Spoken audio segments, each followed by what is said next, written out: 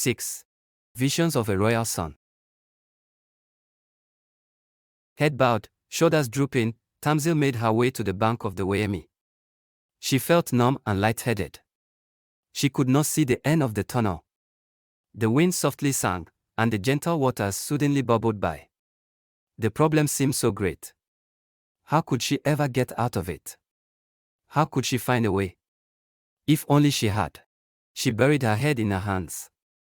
The little yellow and blue bird landed by her side. Tasmil did not raise her head, though it sang shrilly to her, with a voice that she once had.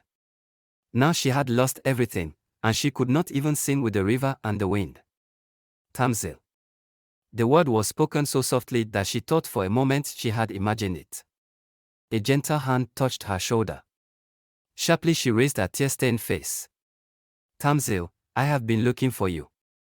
Tasmil jumped to her feet, wiped her face roughly, and assumed a haughty posture, quite forgetting for the moment that she had prayed so hard to find him. I wanted to let you know, I will be leaving Kibaitia tonight. I have spoken to Hekolil, and I think I'll be able to find the resting ground of my forefathers. He reached into his pocket and took out a couple of photographs. And I wanted to give you this dot. Tasmil stared at the enchanting picture of the Waimi he had captured, the huge bowing trees and the girl dancing. It was awesome. It was breathtaking. She gasped, looked at Wayne and looked down again at the photograph. It was of her. Wayne watched her expression. Her eyes danced for the first time, the lines of worry eased away. You looked so free, so lovely. I just had to, I could not help but capture it. Tasmil looked up again at the scented petals gently floating over the waters. She smelled the dark rich smell of the earth and the intoxicatingly sweet smell of the grass. Wayne stood up and sighed. Well, I'd best be going. I have a long journey ahead of me. I need to get the plans sorted out. I love it here, he said. Kibaitia is indeed a beautiful, unspoiled place. It makes me feel alive, refreshed. It is a land of many secrets, with many tales untold. Tasmil licked her lips and took a deep breath. Her hand stretched out and touched his arm. He thought she was thanking him and nodded briefly. I must go now, he said. They tell me there will be a storm later on today. He bent and fleetingly kissed her hand.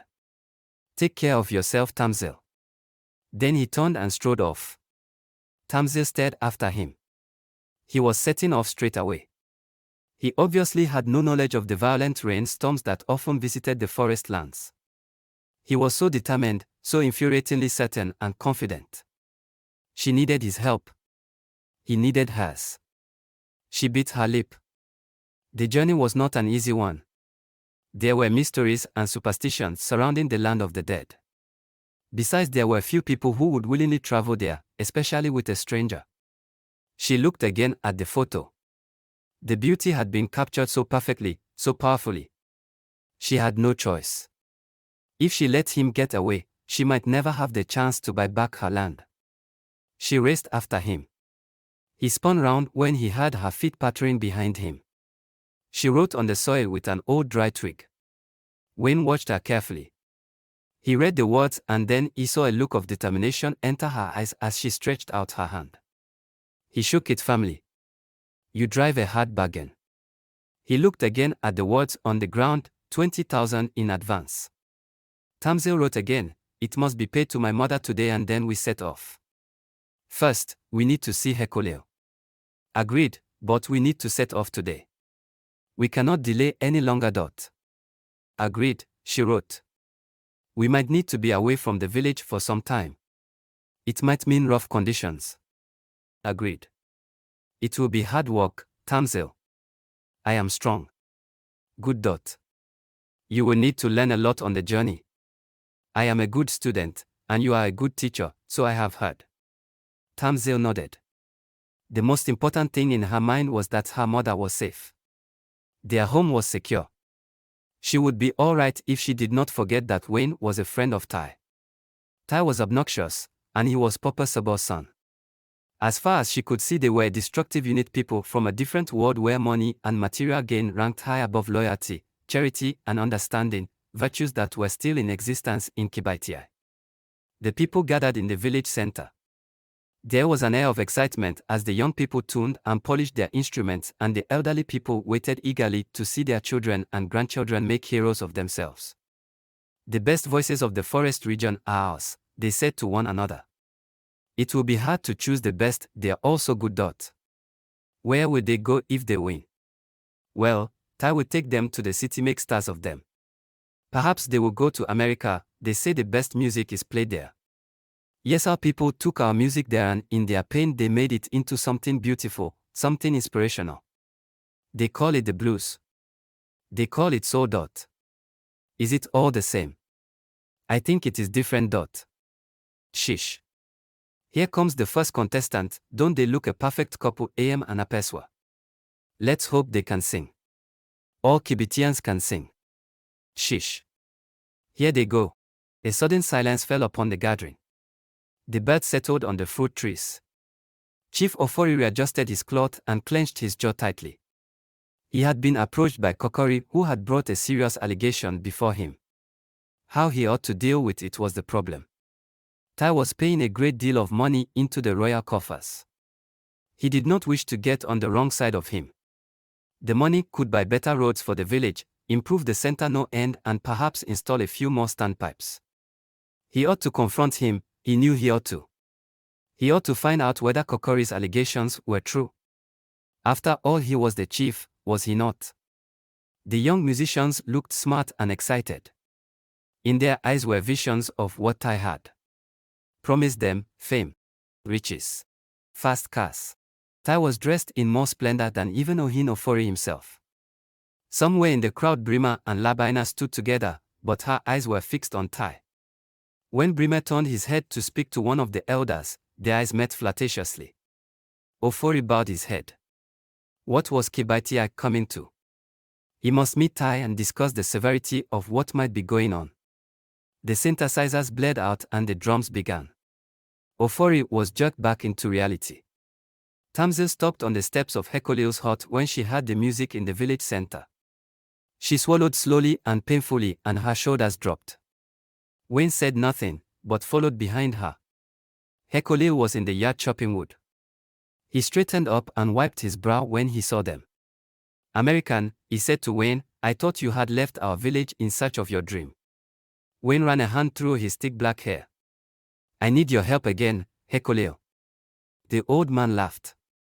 I've told you, American, I do not know exactly where the ancient ones lie. But you know the land well, don't you? As well as Tamzil.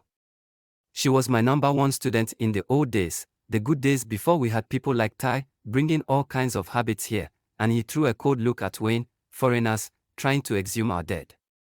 Tamzil stamped her foot furiously. The two men stared at her in astonishment. She took a stick and began to write. Stop the bickering and get on with your negotiations. Wayne glared. He's the one who is being difficult. Tamzil glared back and wrote, You are not in America now. He is your elder. He has a right to be difficult. You have an obligation to be tolerant. Tolerance, said Wayne dryly, is something I know a lot about. Hekolil began to chop his wood again, turning his back rudely on them. I don't know why they have to bring that rubbish music here. Is it your music, American? Wayne's eyes darkened. The music of the African American is music of the soul. It is music of suffering, endurance, love, hope and survival. It has the rhythm and beat of the African drums. Of course, it has poor deluded man. Look, I need you to help me. I need you to accompany me, please, Hekolil. You did not need me this morning. You were quite happy to go off alone confident. Why the change? Tamzil is coming with me. She is to be my guide. Hekolil threw his axe down violently. You can't be serious. Tamzil nodded. You cannot take a girl into the depth of the forest. There are wild animals and other conditions with which you are unfamiliar. Wayne nodded. I know. That is why I need you to come along with us. Tamzil, you cannot go on this wild goose chase. Tamzil wrote, Tell him why I am going. Tell him about the land and Papa Sabo. Wayne sighed. Hekolil was certainly not going to be an easy man to convince. As he began to explain Tamzil's reason for accompanying him, she wandered away to the edge of Hekolil's land, where the neem trees hung low. There she listened to the distant voices in the village center. How it broke her heart that her voice would never fill the village again. She looked back. Wayne was deep in conversation with Hekolil. No one but the little yellow bird saw the bitter tears that rolled down her face and moistened the dark rich earth. Ophibia had not been happy about letting Tamzil go. The girl was so strong-willed. The money had been just in time. She would never forget the look on Papa Sabor's face when she gave it to him in the presence of the elders. It was funny how people behaved when money was involved. Tamzil would be gone for 2 weeks. 2 weeks in the forest was a long time. Hekolil had promised to take good care of her. Ophibia knew she could trust him. He knew the forest like his backyard. But was it wise to negotiate the secret parts of the sleeping? Why could the American not let it rest? Ophibia wiped her eyes. She had kissed her child and held her close. She had charged Wayne with the responsibility of taking care of her, though deep in her heart she knew Tamzil was more than capable of taking care of herself. She had watched them go with Hekolil as their guide. It was madness. Still weeping softly, she put on her cloth and went out into the warm evening's embrace. Easily she balanced the water pot on her head and made for the well. It was getting dark when she got there. The monotonous sound of the night added to her sadness. She lowered her water pot down and was about to wind it back up when she heard raised voices coming from the lonely path to the farm. Then there was a crash and a loud, blood-curdling shout. Cautiously she turned round and patted the long grass gently. Kokori, the chief's servant, lay prostrate, blood gushing from his head. Next to him lay a blunt club. Ophibia gasped. Her heart thumped against her ribs. A cold sweat broke out on her brow. In the fast-gathering darkness it was difficult to see. Ophibia scrambled to her feet and rushed over to Kokori. He was unconscious but he was breathing, and his veins were still pulsating. Help! Help! A dark shadow blocked her way as she turned to call again. Tai! Ophibia's hand went up to her mouth. His smile was lazy, and his eyes had an evil glisten to them. Mother, old woman, have you not heard that when you hear a cry for help you walk on? Do not interfere in what is not your business. It is the law of the city. Ophibia trembled and took a step backwards. Tai, was it you? Let me go for help. He will die if we don't go for help. It was self-defense. He attacked me. I had to defend myself. Ophibia shook violently. The smell of evil was thick in the air. Please, let me go and get help. Tai frowned. What did you see, old woman? Nothing. I only heard you arguing. Oh, a pity. A great pity. You see, old one, I cannot leave witnesses. I know how you women gossip. I have heard you. He took a step towards her. Realization descended on Ophibia. No, no, please. Slowly he bent and picked up the club. A look of passionate evil was in his eyes. No. Tai. No. Ophibia backed off. He advanced, her throat was dry, her pupils dilated, and her legs seemed to have lost their strength. Tai raised the club. A little boy crashed through the bushes until Ophibia. Are you there? Are you there? Tai turned sharply. He dropped the clue and momentarily seemed to panic. Then he turned to Ophibia, who stood rigidly immobile. You keep that, he pointed to her mouth, shut, and you will be okay. You never saw me, old woman. Ophibia nodded desperately. Tai gave a cold, cruel smile and then he was gone into the darkness. Kwesi burst through the bushes. Auntie Ophe, he stopped short as his eyes took in the scene. Ophibia ran to him. He had never seen her look so afraid.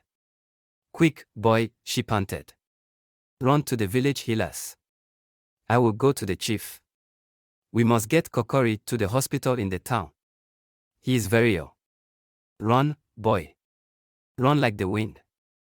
Do not stop to speak or catch your breath. If you see Tai, keep away from him. Kwesi turned and ran as he had never run before. Hekolil threw down his sack. We will set up camp here for the night. Wayne protested, surely we can go a few miles yet. Tamzil shook her head. Look, American, I am wet, tired and not very happy at the moment. It is for Tamzil's sake I am here. To see she is safe. So, you will do as I say? Wayne nodded. Very well. Let's find a dry spot to spend the night. Hekolil laughed scornfully. Well, at least the American knows that we do not camp in watery patches. Well done, he mocked. Tamzil wrote, one will fetch some firewood. Hekolil nudged Wayne. You will help her. I'll collect the stones on which to place the logs. Whatever. Wayne shrugged. After you, Tamzil. Hekolil grabbed his arm. Have you no manhood? How can you let a woman go ahead of you? It is out of courtesy that I let Tamzil go first. It is an act of good manners. Oh, ho ho, scoffed Hekolil. So, if Tamzil gets attacked by wild animals, or steps into a trap, I suppose that is good manners too, eh? Yellow-bellied American. Tamzil stamped her foot. Why could they not understand that their definitions of good manners were not the same? After all, they had been brought up in different cultures. In the forest lands, the men dived into the bushes first to intercept any potential danger that might lurk in the dark vegetation. She took hold of Wayne's arm and dragged him away from a very irritated Hekolil. Is he always like this? Wayne demanded. Tamzil shook her head emphatically. Hekolil was normally a pleasant, helpful man. She hoped things would straighten out soon. She only wanted to earn the money she had been given and get back to Kebatia and her mother. The moon was just beginning to slide out from under the clouds. You look tired, said Wayne. Give me those logs. Tamzil shook her head. I have a sleeping bag. You may borrow it tonight. It will keep you safe from creeping insects. Again Tamzil shook her head. She had slept in clearings in forest and been wakened by the cold dawn for as long as she could remember. He touched her shoulder. Listen, Tamzil, I am very grateful you and Hekolil are helping me. I appreciate it very much. Tamzil shook him off rudely. She was doing this for her mother and her home. It had nothing to do with him and his ridiculous obsession. After all, what man in his right senses would want to cross oceans and travel through forests to find the ancestral graves of those he had never known? Wayne backed off. He knew how she felt. He knew she did not wish to be here. But he could see the determination in her eyes. After you, he began, and then he remembered himself. But Tamzil nodded and went before him, leaving him to follow slightly amused, totally bewildered.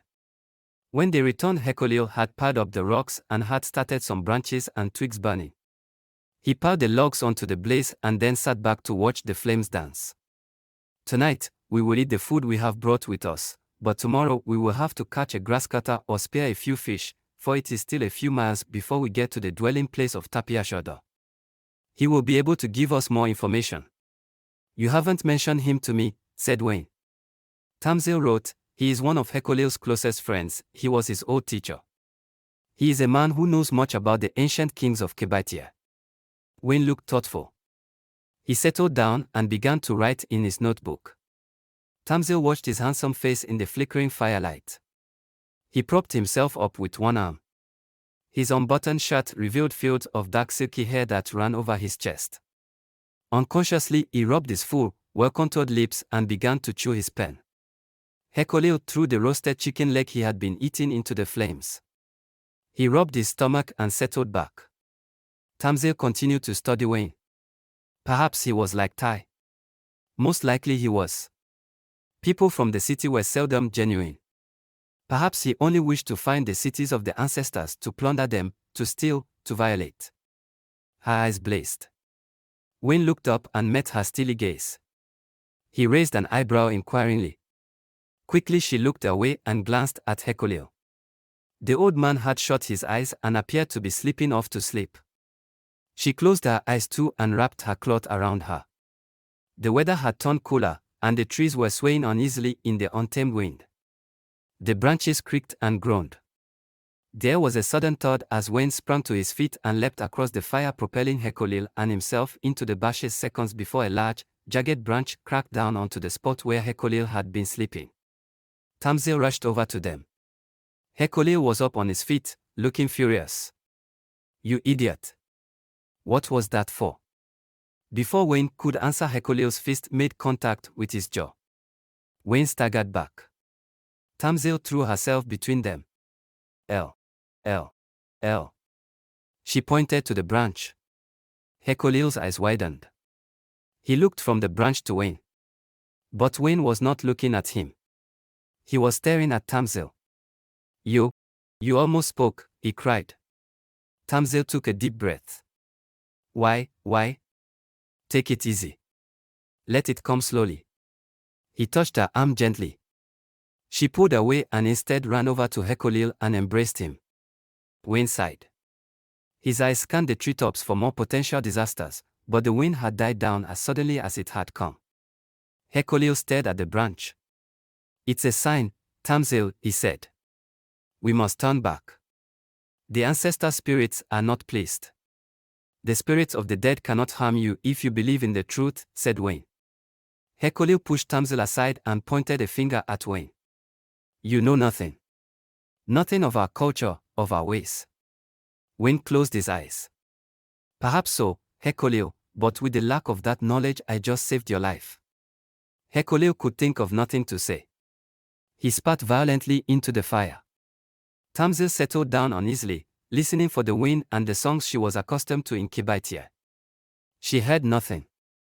She closed her eyes too and wrapped her cloth around her. The weather had turned cooler, and the trees were swaying uneasily in the untamed wind. The branches creaked and groaned. There was a sudden thud as Wayne sprang to his feet and leapt across the fire, propelling Hekolil and himself into the bushes seconds before a large, jagged branch cracked down onto the spot where Hekolil had been sleeping. Tasmil rushed over to them. Hekolil was up on his feet, looking furious. "You idiot! What was that for?" Before Wayne could answer, Hekolil's fist made contact with his jaw. Wayne staggered back. Tasmil threw herself between them. L. She pointed to the branch. Hekolil's eyes widened. He looked from the branch to Wayne. But Wayne was not looking at him. He was staring at Tasmil. You almost spoke," he cried. Tasmil took a deep breath. Why? Take it easy. Let it come slowly. He touched her arm gently. She pulled away and instead ran over to Hekolil and embraced him. Wayne sighed. His eyes scanned the treetops for more potential disasters, but the wind had died down as suddenly as it had come.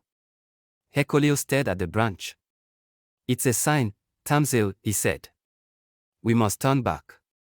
The ancestor spirits are not pleased. The spirits of the dead cannot harm you if you believe in the truth," said Wayne. Hekolil pushed Tasmil aside and pointed a finger at Wayne. "You know nothing. Nothing of our culture, of our ways." Wayne closed his eyes. "Perhaps so, Hekolil, but with the lack of that knowledge I just saved your life." Hekolil could think of nothing to say. He spat violently into the fire. Tasmil settled down uneasily, listening for the wind and the songs she was accustomed to in Kibitia. She heard nothing.